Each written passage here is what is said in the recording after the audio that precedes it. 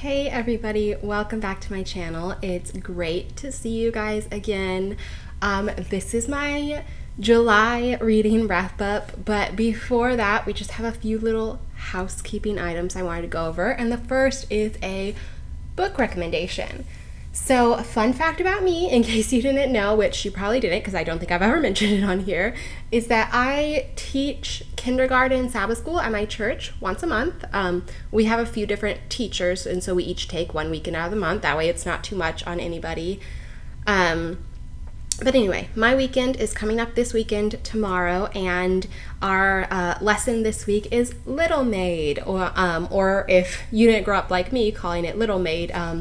It's the story of Naaman washing in the river. Although he's not actually going to wash in the river this week because our quarterly split it up into like 3 different weeks so that the little kids have a lot of time with that story. Because, you know, when you're that age, you want to take a lot of time with a story to help them remember it. So we're doing the story of Naaman in 3 weeks. So this week is not the week where he washes in the river. That's next week. But anyway, I'm digressing. The point is that when I read the lesson and realized I was teaching Little Maid this week, I was like, yes, I have to get the red book. And then I was like, wait a second. Do my YouTube family know about the red books? Because if you don't, I have to tell you about the red books. They're actually called My Bible Friends, but I call them the red books because they have red spines. And when I was little and we had family worship, I'd just be like, Mommy, I want to read the red books. So this is a great set of books that has Bible stories for little kids. So if you're a Christian parent out there, or a Christian auntie and uncle or grandparent, and you want to, help your littles enjoy Bible stories, I definitely recommend it. My parents read these to me and my siblings when we were little for evening worship. And out of all the Bible story books that we read, and we had a couple different sets, these are the ones that I remember the most and the ones that I love the most. In this little book is 4 stories. So they're short stories, enough for an evening worship with little kids. This book is number 3 in the series, and it has Go Wash in the River, which is Little Maid. The Time of No Rain, which would be one of the famines in the Old Testament. A Room and a Boy, which is when I think it was Elisha. That couple, they made him like an upper room, and he stayed in it every time he traveled. And so he prayed to the Lord that they would have a son to thank them, and then the son dies and he raises him back to life. And then the 4th one is Barley, Loaves, and Fishes, which is the feeding of the 5,000 from the New Testament. They have both New Testament and Old Testament stories in this series. It has all the classics like Joseph, Daniel, David, Esther, Jesus calming the storm, the Nativity, Moses. They're all in here. And like I said, and they've got beautiful illustrations. There's just like a little paragraph on each page, so it's, a good size and pace for the kiddos, and beautiful color illustrations. Look at those. I'm telling you, I remember these from when I was a kid, and now that I'm an adult, my nieces and nephews read them. When my brother and sister both got married and had kids, my parents bought them each a set so that they would have them to read to the kids, and the kids loved them. Here's Elijah on Mount Carmel. And it's funny because when I was a kid, there was actually 10 of these books, and each one had 2 stories in it. And I remember they'd have the one story reading this way, and then you'd have to flip it and read this way for the other story. So one story is always upside down because you'd read one and then you'd get to the middle and the other story would be upside down. So you'd have to flip it and read the other story. Now they've taken them from 10 books to 5 books and put 4 in each book instead of 2 so that there's, less printing, and they're all right side up. They're all in order, which I kind of get the logic behind that. I know it makes it easier, but it made me sad when I saw my nieces and nephews' copies like this, because I remember when I was a kid thinking it was so cool that you had to flip the book over to read the story to read the second story. I remember, I have this vague memory of pulling out the book and looking at my mom and being like, look, Mom, now it's a different book. and thinking it was the coolest thing ever. So yeah, when my brother and sister got a set of the books for their kids, I was like, oh, it's all one way now. That's kind of sad. But still, it's easier for the parents and it's more logical. And now you only have to buy 5 books instead of 10 because they have 4 stories in each. But anyway, that's just me bragging on these books. And like I said, if you have kids, if you're planning on having kids in the future and you want to set a good biblical foundation, I definitely recommend these books because they're awesome.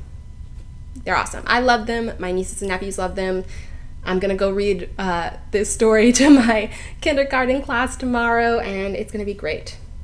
And again, literally, look at these pictures. Aren't these like beautiful illustrations? Is that? It's amazing. Yeah. Okay.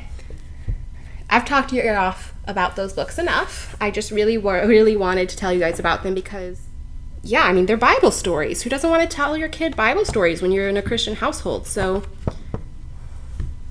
yes, I recommend them. Anyway, let's talk about the books that I read in July. I read 1, 2, 3, 4, 5, 6. I finished 7 books in July and I DNF'd 2. The first book that I read in July is To Love a Beast by Karen Whitemeyer. It was really short, 180 pages, so definitely the shortest book that I have read this year so far. Yeah, I gave it 5 stars because, I mean, it's a Beauty and the Beast retelling, and it was really awesome. It's set in Texas.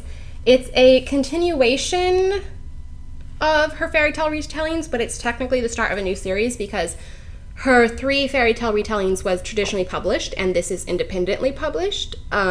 So it's technically a new series, but it is a continuation in her fairy tale retellings. And it's about a bookbinder who gets called to do a job at a recluse's house, and the whole town calls him like a beast because he never comes out, and they think that, you know, they have like a monster living there or whatever.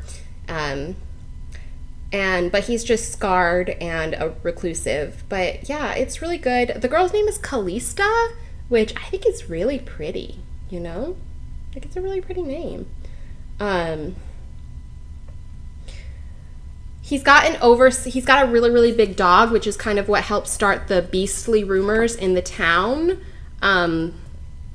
Because the dog is giant and they're scared, and the people in the village are scared of it. So that kind of ties in, you know, because this series, it's fairy tale retellings, but it's in a realistic, real world. So, you know, we can't have an actual monster. So they've kind of got his manor house is also named Manticore Manor, which is obviously a mythical creature. So it's like that ties into the beast, and also the big dog ties into it. So I think Karen Whitemeyer gets really creative in how she puts the fairy tale elements in it, and I think that was creative here.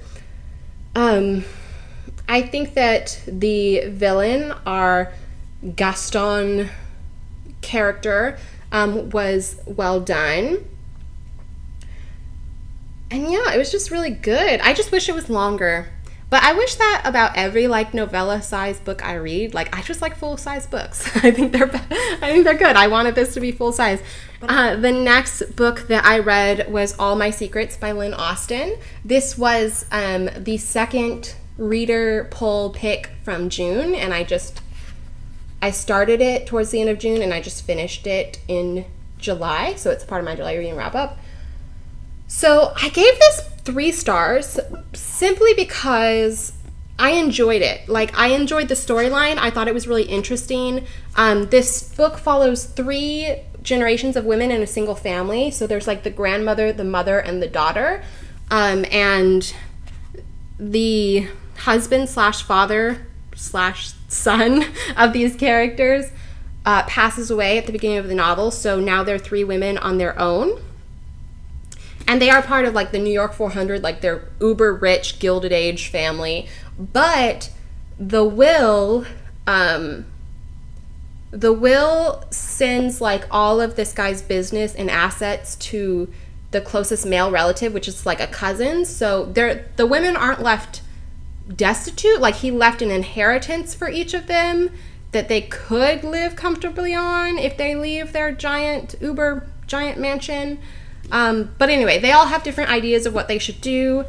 The grandmother thinks that they should just sell and downsize and live out their days however they want. The mother thinks that if they sell, that'll send the wrong kind of message to New York society. Maybe that would make New York society think that they had to sell, and she doesn't want to diminish, her daughter's prospects in society. So she's trying to marry her daughter off really quick. But the grandmother's like, no, you can't just marry your daughter off to the highest bidder. She needs to choose for herself, hopefully for love. And the daughter is just really torn between the grandmother and the mother. And in this, you have the grandmother and the mother also sharing their own stories and their experiences from growing up in this society to kind of help the daughter decide what she wants to do, kind of whose side she wants to pick. And so, yeah, it was really complex and really interesting. I enjoyed all three storylines because you've got the grandma's story, the mom's story, and then the daughter's story. And I enjoyed all three of them. The thing I gave it 3 stars for was simply because it had a happy ending, but most of the stories, like the grandmother story and the mother story, had a lot of sad parts. And it's not that I never read sad books, it's that every time I stopped reading this book, you read a couple chapters and then you put it down to do stuff during the day or whatever. Every time I stopped feeling and reading and walked away from the book, I walked away with this feeling of melancholy. Even after the end, it had a happy ending and everything, but I just felt really melancholy after I read it. It just kind of made me feel down. And yeah. So I didn't like just feeling down after every reading session, So I gave it 3 stars for that reason. But it was very interesting, very complex, very well written, so. Next, I read Hearts Away by Shannon Sue Dunlap, which is the second book in her,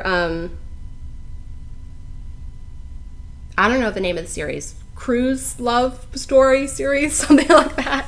I don't know the name of it, but it's so much fun. I gave it 4 stars. These little ladies and their antics made me laugh so much, and it was a real pick-me-up after reading All My Secrets, just to have something chill and funny and lighthearted and romantic. So yeah, I really enjoyed it. It's kind of a grumpy sunshine trope because you've got the girl, I want to say Abigail, but don't quote me on that because I don't remember. She works in the children's babysitting department of the cruise ship.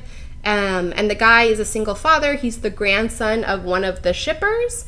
And he's got, how old is his daughter?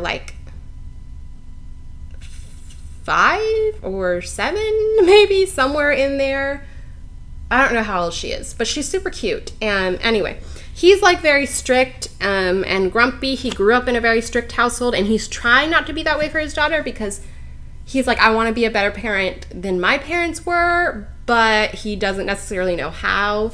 And then she is just all sunshine and rainbows and, great with kids. And so, yeah, they've got that. And then plus all the shippers' antics and plus a little blackmail mystery storyline. The first book had a drug ring storyline, and this one's got a blackmail storyline. So they've each got their own little mystery, but they're very lighthearted and they're not serious. They don't take themselves seriously. It's a lot of fun. So the 4th book that I finished in July was actually a classic for my classes, which is The Adventures of Robin Hood by Roger Lancelyn Green. It was nice. It had some illustrations. This one I started in June as well, but it just took me a long time to read because the great thing about it is that each chapter is kind of a little mini story of itself, so I could really just read a couple little stories and then put it down for a week while I did other stuff and then pick it back up. So it took me a while to read it, but it was very self-contained, And I love Robin Hood, you guys, and I love Robin Hood retellings. The animated Disney Robin Hood is my favorite Disney movie. I love it.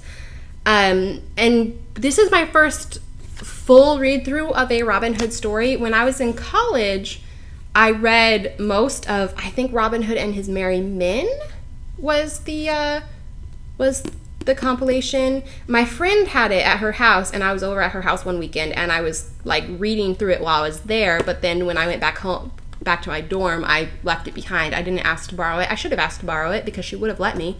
So I never finished it. But I liked that one, what I read of that one, better than this one, I have to say. I gave this one 3 stars, mainly because of the ending, because it had a sad ending. Like, I would have just been happy if we had left it when King Richard came home, but we couldn't do that. We had to go all the way through to the end, and I didn't want to read about Robin Hood's death. I didn't. Anyway, so I gave it 3 stars because I was like, y'all should have just left it at King Richard's return and the happy marriage between Robin and Marian and not finished out their story because I didn't want to know the ending. Anyway. Yeah, so then I read No Stone Unturned by Janelle Hovde. Please don't make fun of me trying to pronounce these names, and I apologize to the author because I'm terrible at pronunciations of names. But she is a debut author from Tyndale. This is her first novel. I think it came out in June, at the end of June. But it could have had a July release date. I got it in June. I'll say that. But anyway, so takes place in England. It's historical fiction, and we have this pastor's daughter, or I guess vicar's daughter. He's a vicar, which is just a pastor, but and she has a real passion for history. And she and her friend, who is a farmer tenant is he a viscount? I think he's a viscount. Like one of the tenant farmers on the viscount's land. Oh no, he's not a tenant. The farmer actually owns his land. Yeah. So he's just the neighboring farm. The neighboring farm that borders the viscount's land, the daughter of that farmer is really good friends with Bridget, who is the pastor's daughter. And they kind of uncover some Roman ruins on the land. And since Bridget is all about history, and especially Greek and Roman history, she is like, let me dig this up and write about it for like the historical societies in London, and they'll probably pay you. And the farmer is like, yes, we've had some droughts. I definitely need money. But the artifacts kind of spread over the border into the Viscount's land, and his name is Rafe, and he's a new Viscount. His uncle passed away, leaving him the Viscountcy. He was in the army, and he was like injured in battle, so he had to be discharged from the army. And so he doesn't really want the Viscountcy, but he is responsible, and he's like, I have to take care of these tenants. But his uncle left it in really, really bad shape. So Rafe is under a lot of pressure to kind of turn the estate around. And yeah, things kind of take off from there. It was good. What did I give it? 3.5 stars. Why did I give it 3.5 stars?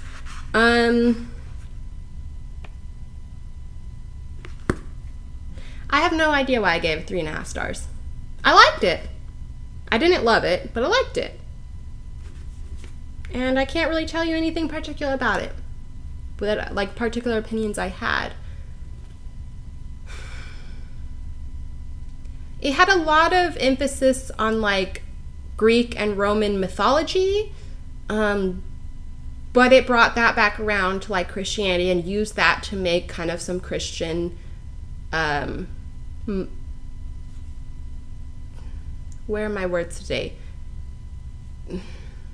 Yeah, I'm just gonna say you guys know what I'm trying to say because my words aren't coming.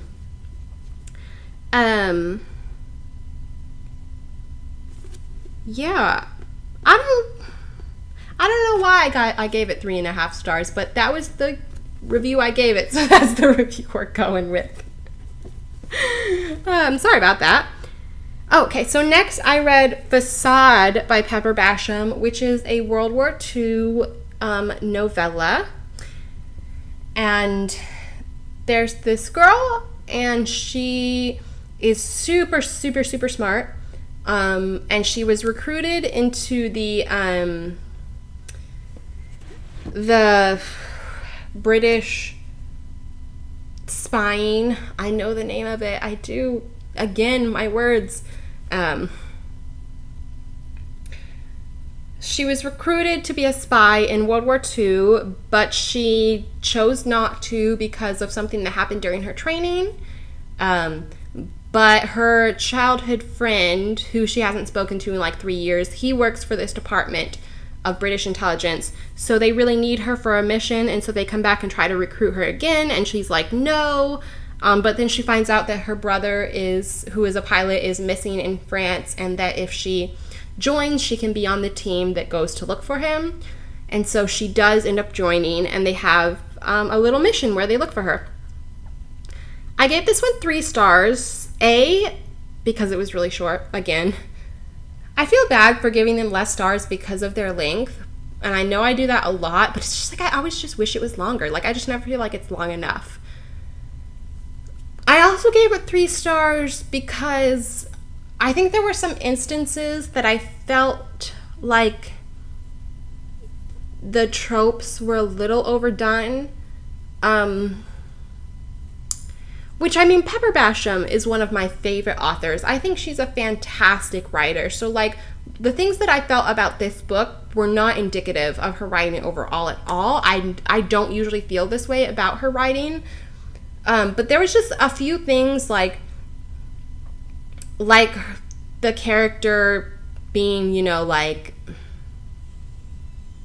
all intellectual and not really understanding human emotion, and the fact that she's like, I don't need no man, I'm a smart woman. I mean, she wasn't like, I don't need no man, but she was like, I just don't understand human relationships. There was just something in that characterization from her that I was just like, this is like what we see in this kind of character trope all the time, not just in books, but in like movies and TV. Like, it's this character that's like, that if they're so book smart, they can't be relationship or interpersonal smart. And I don't know, it just felt very, very,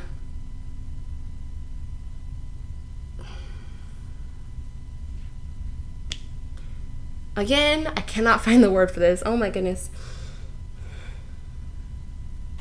It's because I've been working on Sabbath school prep all day, and my brain is just like done.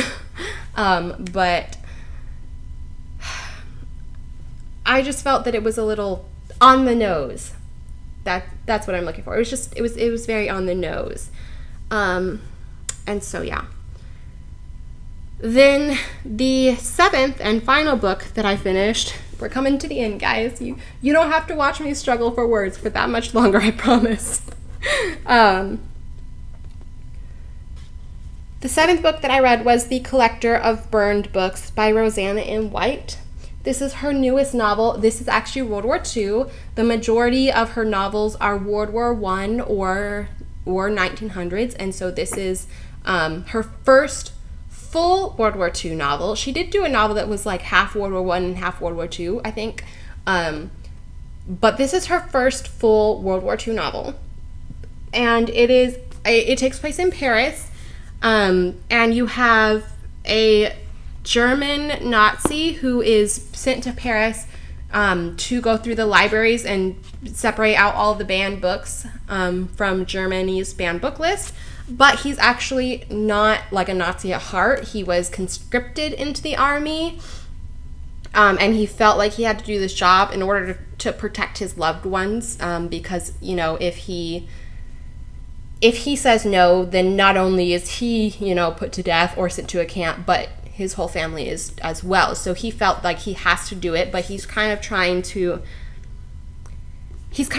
make as much difference as he can without getting noticed by his superiors, like he's trying to do a little like resistance in his job, but his superiors have an eye on him, so he can't do too much.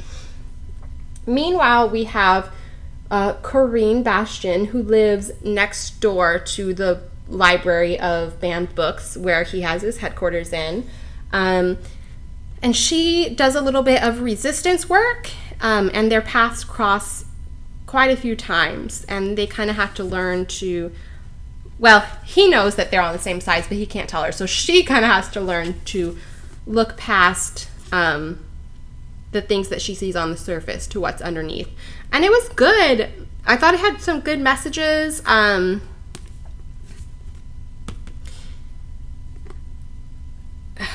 I gave it 3.75 stars. And I think the main reason that I gave it so low, which I say so low, it's actually one of the higher star ratings from this month. There's only like 2 books that have more stars than that. But I wanted to give it higher. In my mind, when I finished reading it,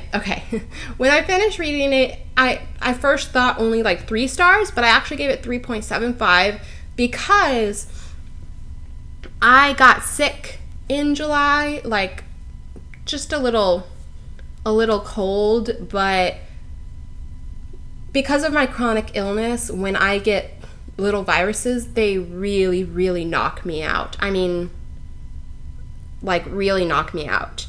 And so I didn't really read while I was sick because I was pretty much just like a zombie and I would not have been able to process the words that I was reading. But I read this book right after I was sick while I was, getting better. And I just feel like my brain wasn't fully recovered yet. Like I just couldn't engage with it. And so when I was done with it, I was like, that's like a 3-star book because I could not engage with it. But I was like, no, I need to bump it up to 3.75 because I really feel like if my brain had been working better, I probably would have been able to engage with it and get into it more. But recovering from my sickness, I think I was just at that point where I was the literal definition of like too tired to care. And I think that if I had been more at my normal level of health, then I probably would have cared more and been more invested. And so I bumped it up from 3 stars to 3.7 stars for that reason, because I just really didn't want to be unfair, Anyway, so really quick, let's talk about my 2 DNFs. And first was The Death of a Salesman by Arthur Miller. This is a play. It was actually a gift to me on my college graduation from one of my professors. And this professor, she picked out a book for each one of the English graduates that she felt they would personally enjoy based on the papers that she graded for us and like our discussions in her class. So she picked Death of a Salesman for me. But I DNF'd it on like the second page because of language. When I was in college, I read a lot more widely than I do now. And so I probably would have finished it if I had read it right after my college graduation. But, well, the thing is, I felt really bad for taking all this time to read it. Because, I graduated college at like 22 and I'm 29 now. So 7 years it's been sitting on my shelf. But the thing is that I read pretty much everything at that point in my life, like when I was in college. Not like really, really explicit stuff, but I read, a lot of stuff that as a Christian I probably shouldn't have. And then kind of right after college, I felt really convicted about that on my personal journey with God. And so I stopped reading anything that wasn't Christian fiction or Christian nonfiction. And then after several years of that, I kind of felt like I could kind of open it up and go back to like reading classics and clean fiction and just avoiding like language or intimacy and that kind of thing. And that's why it took me so long to actually pick this one up. But I picked it up in July because I was like, okay, she picked this book out for me. I need to actually read it. but then it had language, so I DNF'd it on like the second page. The other book that I DNF'd was a nonfiction, which was Disney High by Ashley Spencer. I DNF'd that one because of language as well, but I'm going to be honest with you guys and say that it took me more than the second page to DNF it. It actually took me like 4 chapters, which I felt guilty about that. I had to repent from that because, like, I grew up on Disney Channel. I enjoy it. It's still something like on Disney Plus. I go back and I watch Disney Plus. I love the nostalgia. I love the good feelings from my childhood. And I'm interested in like the whole child actor kind of topics as well. And so Disney High is a nonfiction book that is all about like Disney's heyday, Disney Channel's heyday, and how it was like, you know, the top of the tween empire. And so that was a subject matter that really interested me. And it had language from the beginning, but I was like, well, it's, you know, the lady who's writing it doesn't actually use language. It's just when she, you know, interviews people, like the executives from it. And yeah, that was a bad excuse. By the time I got to chapter 4, I was like, no, I need to put this down. This is not words that I need to be filling my mind with as a Christian. And so I put it down. I repented. I prayed for forgiveness because I knew better and I should have put it down before that, and I didn't. So yeah. So I DNF'd both those books because of language. And that completes my July reading wrap-up. Just really quick, I just have to tell you guys about August. So I am going on a vacation in September. I am leaving September 2nd, and I will be gone the entire month. And so I'm going to try to get my August reading wrap-up filmed before I go, but it's not looking likely, especially because not only will I be getting ready for my trip at the end of August, which I'm going to Iceland and Norway, so it's like a big trip. I'm really excited. I've never been to either of those countries. I'm going with my parents. But also the last weekend in August, my oldest niece is getting baptized in Oklahoma. So we're going to be going to that. It's great news. It's a big deal. I'm so happy. But yeah, so I'll be at my sister's in Oklahoma the last weekend of August, and then like getting ready for my trip that last week of August.